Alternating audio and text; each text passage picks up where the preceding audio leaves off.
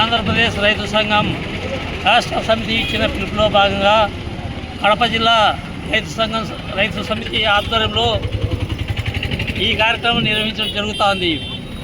మరి ఇందాక చంద్ర గారు మాట్లాడుతూ అన్ని విషయాలు కూలంకషంగా చెప్పినారు.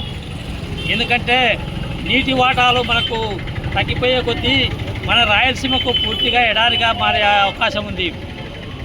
ఇవాళ శ్రీశైలము, నాగార్జున సాగరు నిండుకుండలా ఉండి దిగువకు గేట్ ఎత్తి నీళ్ళు ఇచ్చే క్రమంలో కూడా రాయలసీమకు నీటి కేటాయింపులు కేవలం సగం నీటి కేటాయింపులు మాత్రమే ఇచ్చి డ్యామ్లకు వదలడం జరుగుతుంది.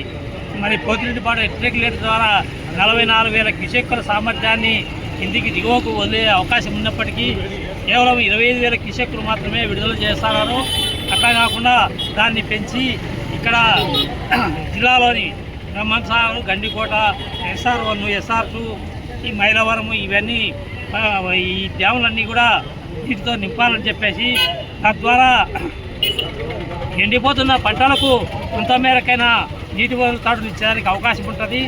ఇప్పుడే ఈ వర్షాలు పూర్తిగా జూలై మాసం అంతా ఎండగట్టి ఈ ఆగస్టులో కూడా వర్షాలు పడకపోవడంతో వర్షాధారమైన పంటలన్నీ పూర్తిగా ఎండిపోయి అక్కడ దున్నేయడం జరుగుతుంది.